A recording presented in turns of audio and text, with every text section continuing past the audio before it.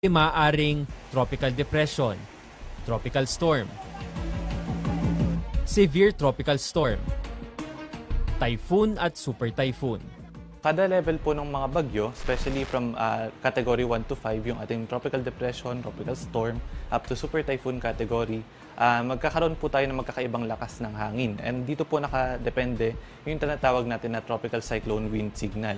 So dito po, pinapasok yung paghahanda ng ating mga kababayan dahil po yung sa mga tropical depression to tropical storm, medyo mahihina pa po yung hangin bagamat ang isa po natin binabantayan sa mga ganitong category up to severe tropical storm ay malalakas po ng mga pag-ulan. Dahil bahagi ng tinatawag na typhoon belt, tinatayang aabot sa higit 20 mga bagyo ang nararanasan ng Pilipinas taon-taon. And yung direction po ng mga bagyo ay laging papunta sa Pilipinas. Dulot po ito ng pag-ikot ng ating mundo. Dahil sa pag-ikot ng mundo, yung mga direksyon ng ating mga bagyo ay papuntang westward or west-northwest.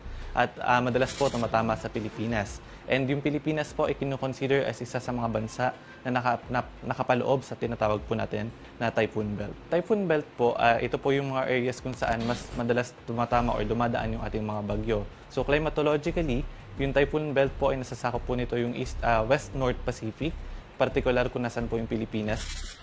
Ayon sa Pag-asa, madalas na daanan ng bagyo ang Pilipinas mula buwan ng Hunyo hanggang huling quarter ng taon. Kabilang sa mga lugar na madalas tamaan ng malalakas na bagyo ang Eastern Visayas at Northern Luzon, kabilang na ang Bicol Region. Ito pong area ng Bicol Region, madalas po siyang dinadaanan ng bagyo since yung mga bagyo nga po natin ay nabubuo sa may bahagi ng karagatang Pasipiko. Dito po sa may bahagi ng karagatang Pasipiko, pag unti-unti po nabuo yung mga bagyo, ang magiging track po nila ay magiging westward or west-northwestward. Kung halimbawa po ang mga bagyo ay nabubuo sa may silangang bahagi po ng Mindanao, unti-unti po siyang mag-move west-northwestward papunta po sa may bahagi ng Bicol Region. Ito po yung dahilan kung bakit yung Bicol Region and as well as yung mga kalapit na mga lugar, sila po yung madalas daanan ng bagyo. Sa huling quarter ng 2024, 6 na sunod-sunod na mga bagyo ang tumama sa Bicol Region mula Oktubre hanggang Nobyembre. Ang pananalasa ng bagyong Christine at Leon ay nag-iwan ng malaking pinsala sa Region 5. Pumalo naman na sa 5.4 billion pesos ang halaga ng pinsala sa agrikultura dahil sa bagyong Christine at Leon. The Department of Energy is taking steps to restore power amid the effects of severe tropical storm Christine. Higit 3 milyong mga residente ang naapektuhan. 15 ang nasawi. 80,000 kabahayan ang pinadapa ng hagupit ng bagyo. Higit 2 bilyong halaga ang nasirang kabuhayan at ari-arian.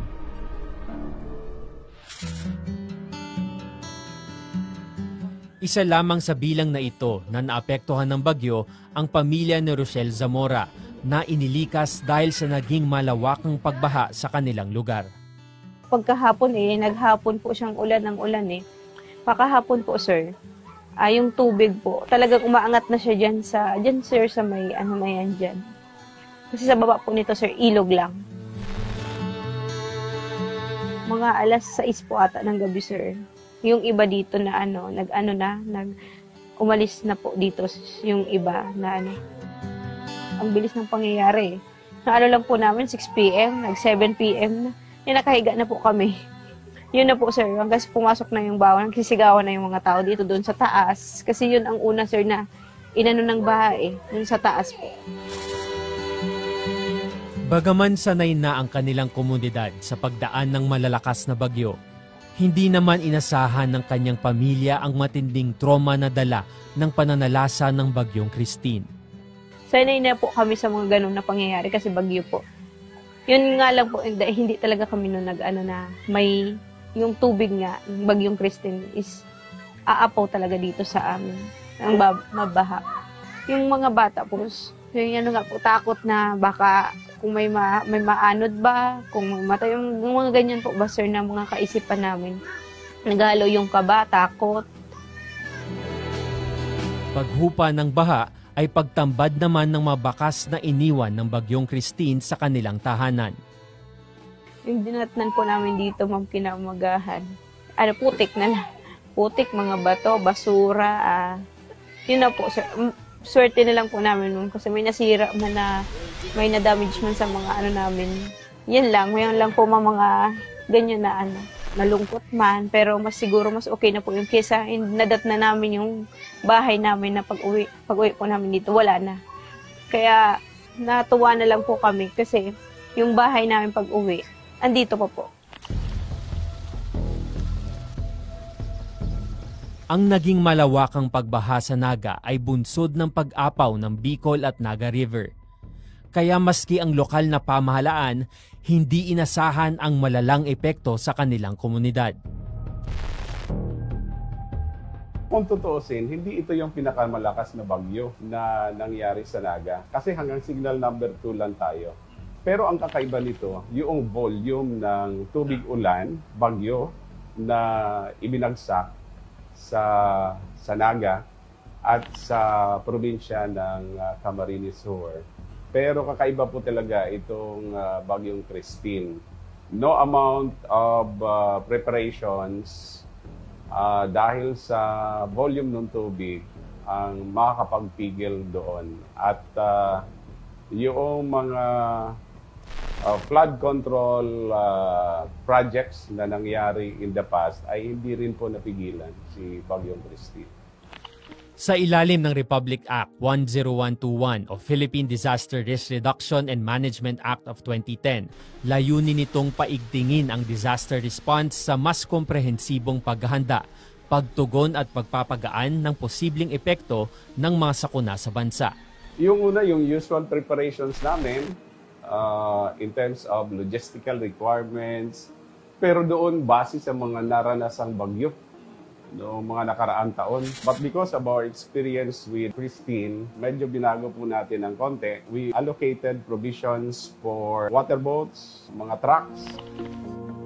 Sa paglipas ng taon, hindi mabilang ng mga bagyo ang nag-iwan ng marka sa buhay ng mga Pilipino. Kasabay ng nagbabagong panahon, mas lumalakas, mas tumitindi ang mga bagyong dumarating.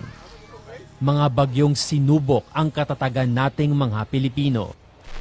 Kaya naman, ang mga lokal na pamahalaan, ibinubuhos ang atensyon sa implementasyon ng mga programa para mapaigting ang pagtugon sa panahon ng sakuna.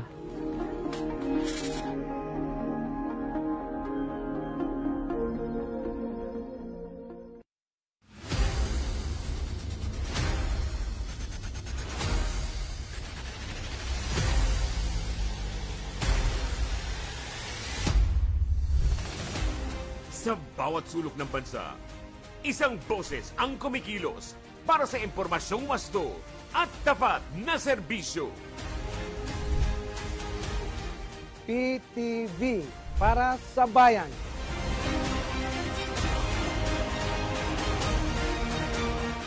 Radyo Pilipinas, Radyo Publiko. PNA, the official newswire service of the Philippine government. Philippine Information Agency, ang tulay ng komunikasyon para sa kaunlaran. IDC, boses ng katotohanan. Nagkakaisang boses. Lakas at gabay ng mamamayan. Para sa bagong Pilipinas.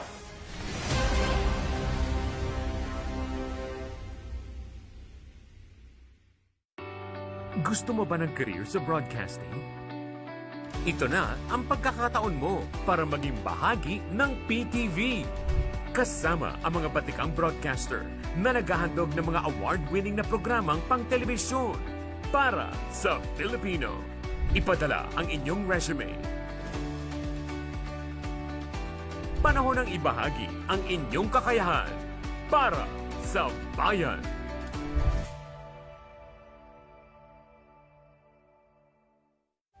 Join us for your nightly news fix and stay informed with our comprehensive coverage of news, business, politics, current events, and more from our network of journalists across the Philippines and the rest of the world. Anchored by William Theo and Charms Espina. PTV News Tonight, Mondays to Fridays, only here on PTV.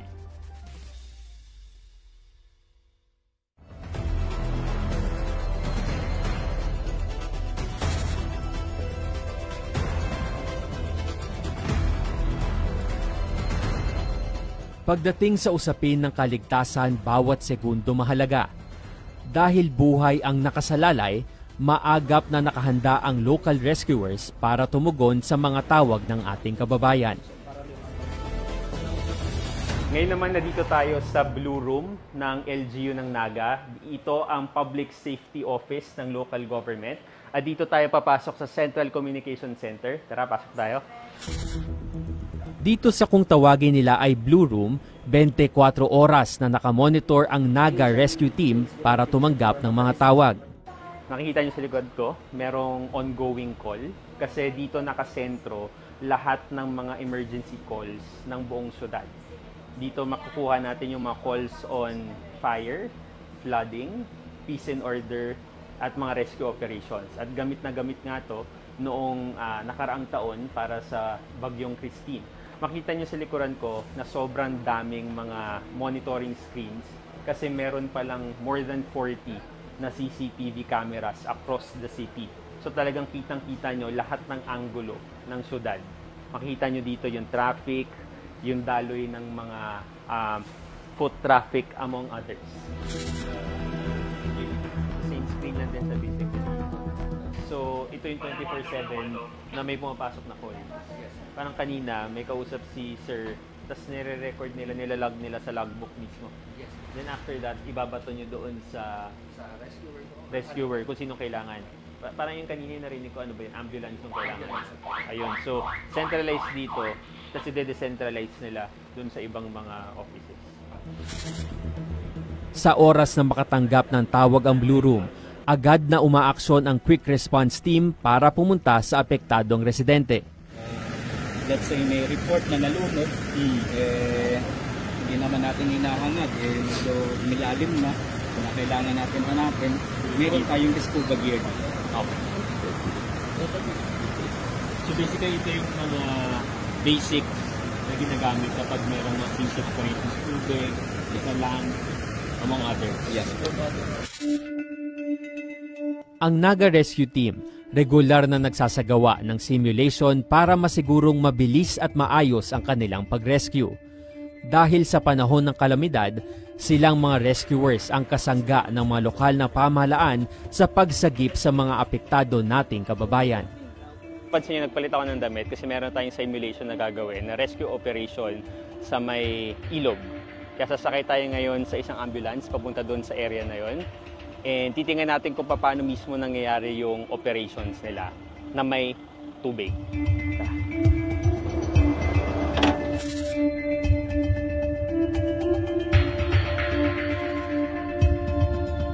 So ngayon papunta tayo sa river na mismo, na riverside, yung pababa tayo. Nandito na tayo actually.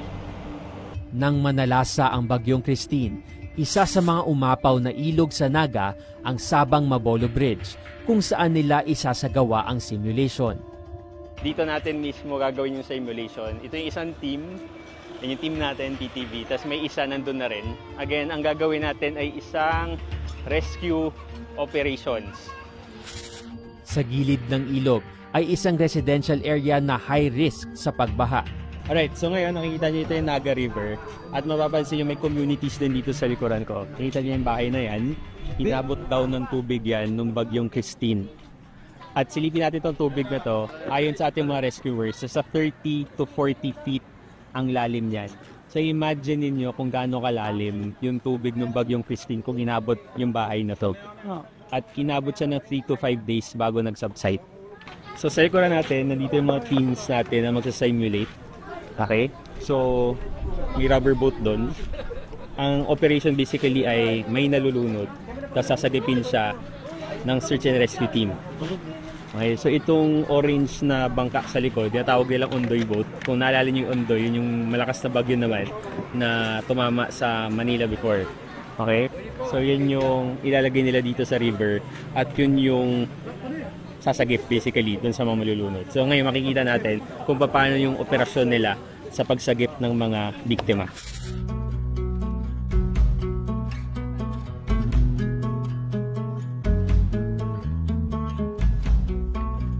Yung team natin, meron silang kinalat ng mga drowning victims. So nandun sa paanan ng tulay, yun yung isa sa mga sasagipin ng team natin. Sasakay tayo sa bangka, doon sa on-board boat nila, para makita natin mismo kung paano yung proseso nila. Kaya nang sinabi niya, pagka-retrieve, balik dito, tapos dadalhin doon sa ambulance.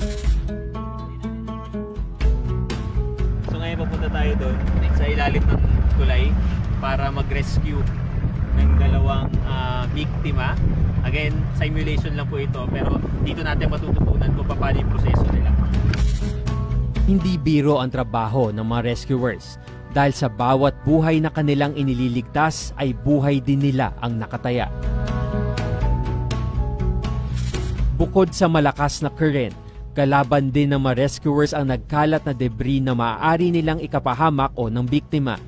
Sakali namang maipit sa baha at hindi agad makarating ang mga rescuers, payo nila, maaaring gumamit ng mga improvised flotation device na pwedeng makapitan.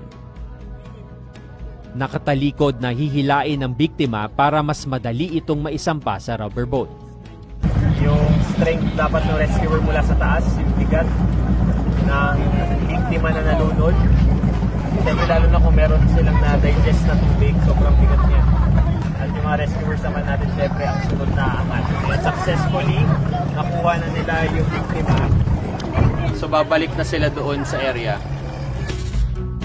At kapag matagumpay nang naisampa ang biktima, saka naman isasagawa ang first aid gaya ng CPR habang pabalik sa safe area.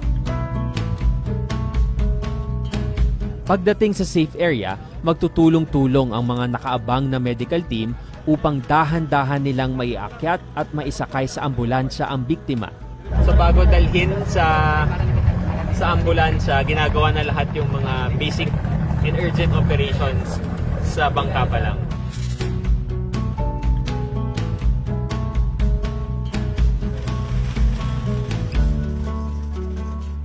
Kapag na-turn over na ang biktima sa medical team, muli silang babalik sa pag-rescue ng iba pang mga natrap o nalulunod. Sa panahon ng delubyo, mahalaga ang pakikipagtulungan. Ang rescuers na nagbubuwis ng buhay ang ating kasangga sa ating kaligtasan.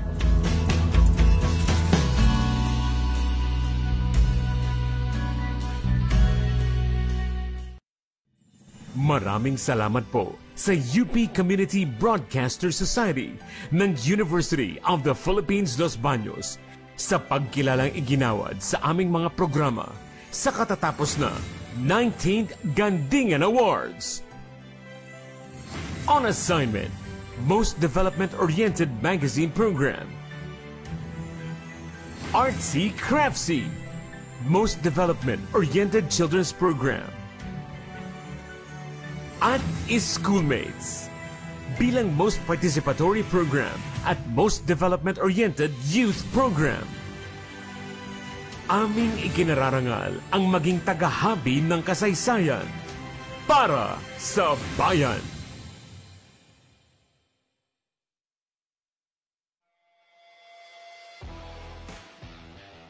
No need mag-warm up dahil always ready. Ang walang time-out na paghahatid ng mahalagang balitang sports.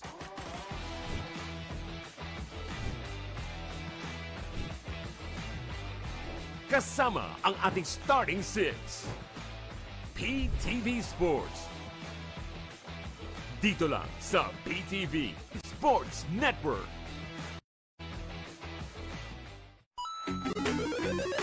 Is it a yes or a no? Are you anti or pro? Pagdating sa mga isyung panlipunan, stay woke or go broke? Basta relevant, napapanahon at makabuluhan para sa kabataan. Pag-usapan natin yan sa Schoolmates, the country's longest-running youth forum and debate show on TV. Join ka na sa masayang usapan every Thursday dito lang sa PTV.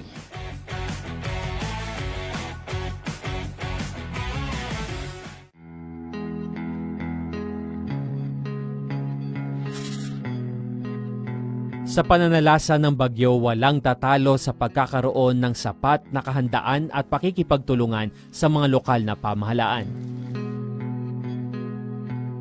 Mula sa regional office hanggang barangay level, tulong-tulong sa pagpapakalat ng kritikal na impormasyon ang otoridad kaugnay sa bagyo.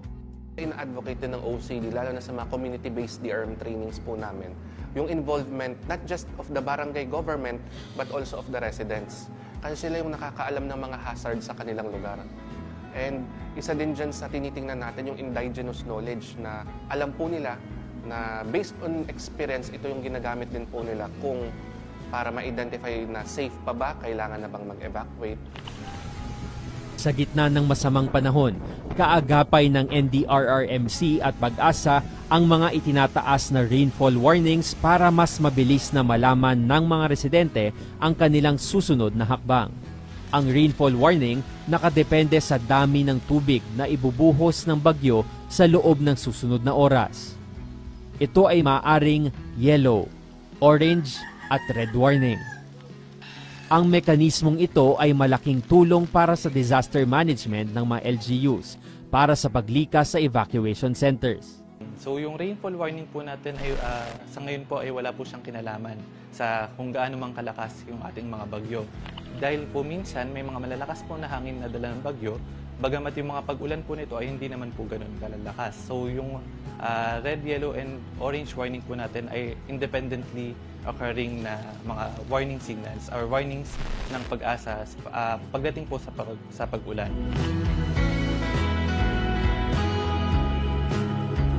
Very important po yung early warning system as part of our prevention and mitigation thematic area. Na kung saan dito sa prevention and mitigation, through the early warning system, ipe-prevent natin yung talagang effects ng weather disturbance, ng bagyo, na kapag may early warning system, alam na nila na kailangan na nilang mag-evacuate. Sa oras na kailangang lumikas, mahalagang may nakahandang mga gamit na kakailanganin sa evacuation center. We also recommend po yung ating mga go bags na naglalaman ng mga pagkain, tubig, damit good for 72 hours. And also yung ating mga power banks, whistles na pwede natin magamit kapag kailangan po talaga natin mag-evacuate or kapag tayo ay i-rescue sa sama ng panahon.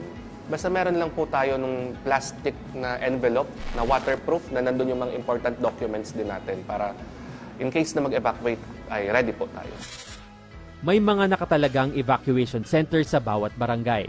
Tulad dito sa Naga, isa lamang ito sa 4 na city evacuation centers. Makikita sa loob ng evacuation ang mga tent na pansamantalang tutuluyan ng mga residente. Kada tent, 8 miyembro ng pamilya ang kasya. Meron po tayong tinatawag na city-managed evacuation centers. May isa po sa Balagtas, may isa po sa Santa Cruz. Iwalay po dito yung mga designated evacuation centers, either yung mga barangay halls, o kaya yung mga school buildings na na-identify at pinayagan po ng Department of Education. Iwalay din po dyan yung mga private buildings and even houses na ipinapayag po ng mga may-ari na gamitin as temporary evacuation centers. Sa evacuation centers, may mga tulong na ipinaaabot ang LGU para sa pansamantalang pananatili ng mga residente.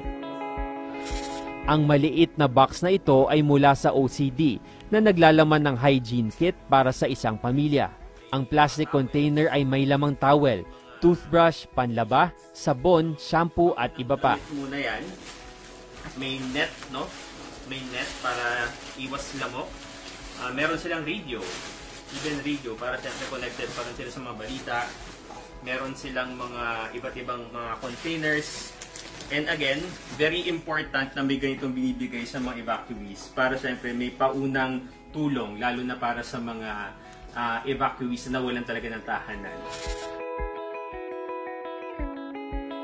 Sa oras na bumuti na ang panahon, nagsasagawa ng assessment ang MDRRMO para makapagbigay anunsyo kung maaari nang makabalik sa kanilang tahanan ang mga residente. Kapag after kasi ma'am ng mga bagyo, ang una nating recommend sa mga residents, una, makinig po muna sa local DRM office. kung pwede na po ba silang umuwi ng safe. Pangalawa po dyan ay wag silang gagala kasi baka yung iba gustong tingnan kung ano yung nangyari sa kabilang baryo, kabilang community. Busy din yung ating mga response and emergency services sa pagbigay ng tulong, baka maka-istorbo po tayo. And i-check po natin yung mga dadaanan natin kasi yung linya ng kuryente. Be very mindful of the surroundings kasi after disaster, kahit papano, pagdaan ng isang bagyo, may chance pa pong makaramdam tayo ng malalakas na hangin. Bukod sa LGU, kaagapay din nila ang non-government offices na nagpapaabot ng tulong sa mga residente. Very important ang role ng NGOs and private organizations, CSOs sa whole of the arm approach din po, ma'am, from prevention, mitigation, until recovery. Kasi una dyan yung kanilang assets, gaya ng Red Cross, ay nagpapahiram sa ating mga local DRM councils ng kanilang mga kagamitan, and also their responders for rescue operations. Nandyan din ang iba't ibang mga private organizations like Philippine Disaster Resilience Foundation na nagbibigay naman ng tulong during early recovery until rehabilitation and recovery phase.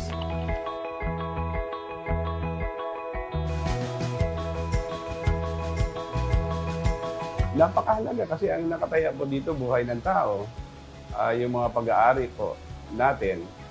So, kinakailangan talaga mas mapaghandaan para makapagsalba ng buhay. Tatanggapin ko po yung bagyong Christine ay may mga nasawi. Sa tingin ko, pag mas handa, mas may iwasan po yun. Ganon din po yung damage to properties. Yung bagyong Christine, isa na lang po yung sa tutularan ko na kailangan po, ma'am, yung paghahanda bilang sa sarili, sa anak. Pag may bagyo na napag-uusap-usapan yung mga tao po dito, meron na po siya nagka-trauma na yung mga tao dito eh. May paparating na naman na bagyo. Bukas mag-i-evacuate na mga ganun po na takot na nila eh. Yung hanggang ngayon nga po yung mga gamit namin nasa yung mga damit nasa plastic pa po, hindi man namin Kasi bagyuhan na naman eh, tapos ganito po, ulan ng ulan. Yan po talaga ang inaano namin ilog. Walang makakapigil sa epekto ng nagbabagong panahon. Ang mga delubyong dala ng bagyo ay nagpatatag sa ating mga Pilipino.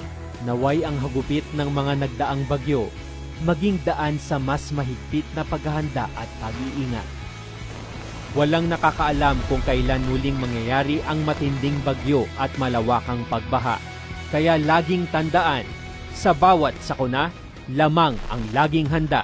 Ako, si Jules Giang, at ito ang Code Red, Alerto kontra Peligro.